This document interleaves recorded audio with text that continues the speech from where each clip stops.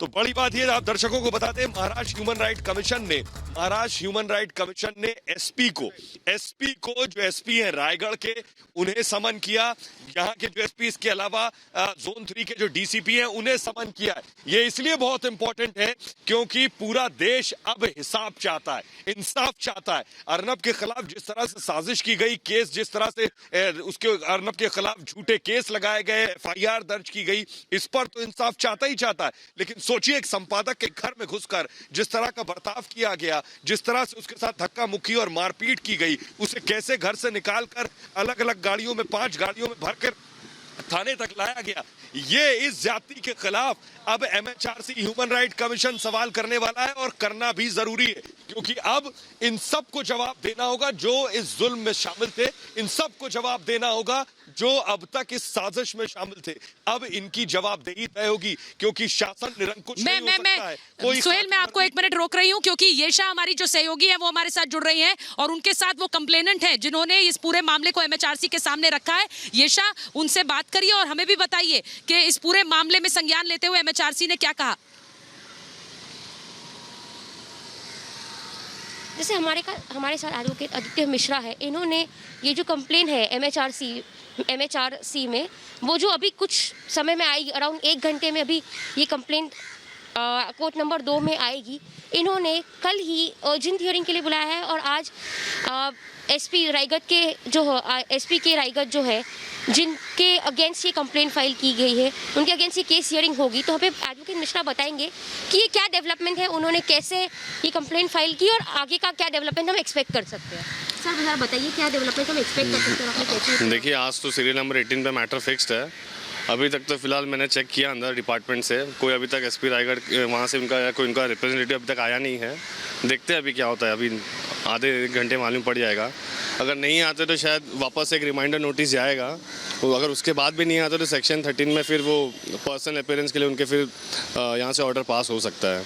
तो देखते हैं, लेट्स सी क्या होता है अभी। सर, आपने हमें बताया कि आपने कैसे ये मैटर पूरा अर्जेंट बेसिस पे फाइल किया गया, ये मैटर को अपनी क्यों पर्टिकुलर रीज़न से आपने ये मैटर हैंडल किया, आप ज़रा बता सकते हैं हमें इसके बारे में। मैंने ये परसों रात को पिटीशन फाइल किया था ऑनलाइन, फिर कल आके मैंने अर्जेंट एप्लीकेशन करके डायरेक्टली मैं कोर्ट में जाके मैंने ये मैटर मेंशन किया और सारा मैटर समझा कि किस तरह एक आर्बिट्ररी अरेस्ट हुआ है इस मैटर में, क्योंकि अभी तक ये साफ स्पष्ट नहीं हुआ है कि मैटर जब रीओपन हुआ तो रीओपन करने के लिए मजिस्ट्रेट का जो परमिशन लगता है वो परमिशन लिया कि नहीं लिया। अगर परमिशन नहीं है तो ये इलीगल अरेस्ट है, तो अभी तक ये साफ़ हुआ नहीं है।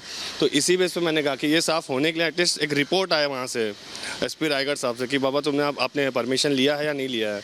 तो देखते हैं, अभी उससे मालूम पड़ेगा। तो पूरा ग्रेविटी देखते हुए मैटर में कमीशन ने कल ही नोटिस जारी किया और आज 11 बजे प्रेजेंट रहने के लिए कहा था। अभी देखते हैं, अभी आते हैं नहीं आते, पूरा मैटर सभी समझेगा तभी मैं बता पाऊँगा।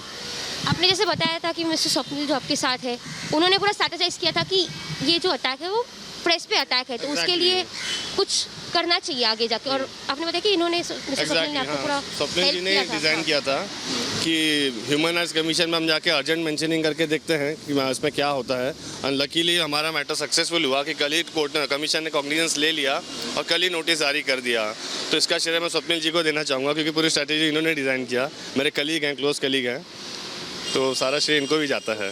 अब बताइए क्या क्या क्लॉजेस थे जिस पे आपने ये चैलेंज किया, जो अरेस्ट था हमारे editor in chief mister Arnab Goswami का, तो आपने क्या क्या बेसिस पे ये चैलेंज किया? फर्स्ट हमें जो अरेस्ट है वो इलीगल है या आर्बिट्ररी है वही कंफर्म करना था। सो हमने डिसाइड किया कि फर्स्ट एचएसआरसी में महाराष्ट्र ह्यूमन राइट्स कमीशन में जाएंगे, इसीलिए हमने यहाँ खुलासा हो पाएगा। ओके, तो पर्टिकुलर क्लॉजेस है जिस पे आप लोग ने ये जो अरेस्ट है उनका वो चैलेंज किया है? हाँ, हमने वो जो रिपब्लिक वेबसाइट पे जो ऑर्डर था ऑनरेबल सीजीएम अलीबाग उनका, हमने वो ऑर्डर जज साहब को दिखाया कि केस शायद अप्रैल 2019 को केस क्लोज हो चुका था।